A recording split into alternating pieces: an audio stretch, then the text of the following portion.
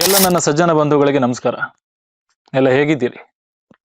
ಪ್ರತಿ ಬಾರಿ video ಮಾಡಿದಾಗಲೂ ನಿಮ್ಮೆಲ್ಲರೂ comment ನೋಡಿದಾಗ ಮನಸ್ಸಿಗೆ ಭಾಳ ಖುಷಿ ಆಗುತ್ತೆ.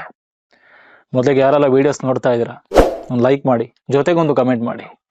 ಹಿಂದಿನ ವಿಡಿಯೋದಲ್ಲಿ ಒಬ್ಬರು ಕಮೆಂಟ್ ಮಾಡಿದರು, ಇಲ್ಲಿ ನಮ್ಮವ್ರು ಯಾರು, ಒಳ್ಳೆತನ ಅಂದ್ರೇನು, ನಂಬಿಕೆ ಅಂದ್ರೇನಂತ.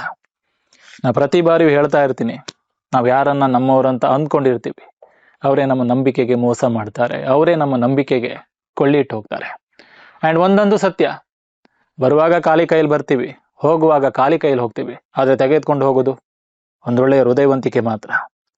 ತುಂಬ ಜನ ಹೇಳ್ತಾರೆ ಪ್ರಕೃತಿ ಬದಲಾಗಿದೆ, ಮಾನವ ಬದಲಾಗಿದ್ದಾನಂತ. ಯಾರು ಹೇಳಿ ಸ್ವಾಮಿ? ಮಾವಿನ ಹಣ್ಣಿನ ರುಚಿ ಬದಲಾಗಿಲ್ಲ, ಎಲೆಗಳ ಬಣ್ಣ ಬದಲಾಗಿಲ್ಲ, ಮೆಣಸಿನ ಖಾರ ಬದಲಾಗಿಲ್ಲ, ಬದಲಾಗಿರೋದು ಮನುಷ್ಯನ ಮಾನವೀಯತೆ ಒಂದೇ.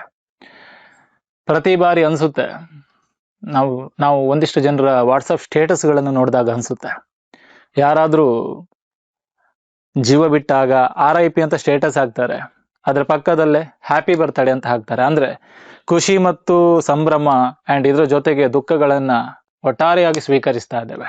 ಪ್ರತಿ ಬಾರಿ ಅನ್ಸುತ್ತೆ ಎಲ್ಲೋಗಿದೆ ಮಾನವೀಯತೆ ಅಂತ. ನಾನು ಕಳೆದ ಬಾರಿ ಒಂದು ವಿಡಿಯೋ ಮಾಡಿದಾಗ ಒಂದು ಮಾತು ಹೇಳಿದ್ದೆ, ಮಾನವೀಯತೆ ಎಲ್ಲಿದೆ? ಮಾನವೀಯತೆ ನಮ್ಮಲ್ಲಿದೆ. ದೇವಸ್ಥಾನಕ್ಕೆ ಹೋಗ್ತೀವಿ, ದೇವಸ್ಥಾನಕ್ಕೆ ಹೋದಾಗ ನಾವು ಯೋಚನೆ ಮಾಡ್ತೀವಿ, ಏನಾದರೂ ಪ್ರಸಾದ ಕೊಡ್ತಾರೆ ತಿಂತೀವಿ ಅಂತ.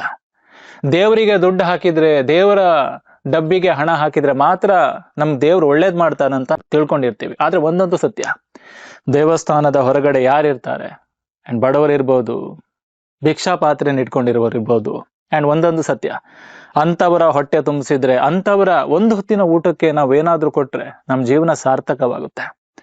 ಇಷ್ಟೇ, ಕೊಂಡೊಯ್ಯೋದೇನೂ ಇಲ್ಲ. ಆಗಷ್ಟೇ ಹೇಳಿದೆ ನಾನು, ಮನುಷ್ಯ ಸತ್ತ ನಂತರ ಆತನ ದೇಹದ ಮೇಲೆ ಹೊದಿಸುವಂತ ಬಟ್ಟೆಗೂ ಕೂಡ ಜೇಬಿರಲ್ಲ.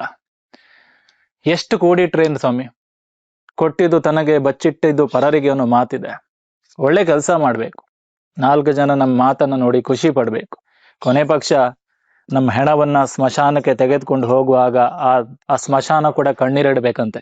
ಎಂಥ ವ್ಯಕ್ತಿಯ ಜೀವನವನ್ನು ನಾವು ಸಾರ್ಥಕಗೊಳಿಸಿದ್ದೇವೆ, ಎಂಥ ವ್ಯಕ್ತಿಯನ್ನ ಈ ಸಮಾಜ ಕಳ್ಕೊಂಡಿದೆಯಂತ. ಸೊ ಮಾನವರಾಗಿ ಬದುಕೋಣ, ಮಾನವರಾಗಿ ಜೀವನವನ್ನು ನಡೆಸೋಣ ಅಂತ ಹೇಳ್ತಾ ಎಲ್ರಿಗೂ ಒಳ್ಳೇದನ್ನು ಬಯಸಿ. ಯಾಕಂದ್ರೆ ಒಳ್ಳೆತನಕ್ಕಿಂತ ಮಿಗಿಲಾದ ಸಂಪತ್ತು ಯಾವುದಿಲ್ಲ. ತುಂಬಾ ಜನ ಹೇಳ್ತಾರೆ ಈ ಜಗತ್ತಿನಲ್ಲಿ ಅತ್ಯಂತ ಶ್ರೀಮಂತರು ಯಾರು ಅಂತ. ನಾನು ಹೇಳ್ತೀನಿ, ಯಾರ ಮುಖದಲ್ಲಿ ನಗು ಇರುತ್ತೆ, ಯಾರ ಮನಸ್ಸಲ್ಲಿ ಇನ್ನೊಬ್ಬರಿಗೆ ಒಳ್ಳೇದ್ ಮಾಡ್ಬೇಕನ್ನೋ ಒಂದು ಒಳ್ಳೆ ಕಲ್ಪನೆ ಇರುತ್ತೆ, ಅವರು ನಿಜವಾದ ಹೃದಯವಂತರು ಬಂಧುಗಳೇ. ಪ್ರತಿ ಬಾರಿಯೂ ಹೇಳ್ತಿರುವಾಗ್ಲೇ, ನಾವು ರಸ್ತೆ ಮಧ್ಯೆ ಹೋಗುವಾಗ ಮುಳ್ಳನ್ನು ನೋಡಿದ್ರೆ ತನಗೇನಾಗಬಾರ್ದು ಅಂತ ಪಕ್ಕದಲ್ಲಿ ಹೋದ್ರೆ ಅದನ್ನು ಬುದ್ಧಿವಂತಿಕೆ ಅಂತಾರೆ.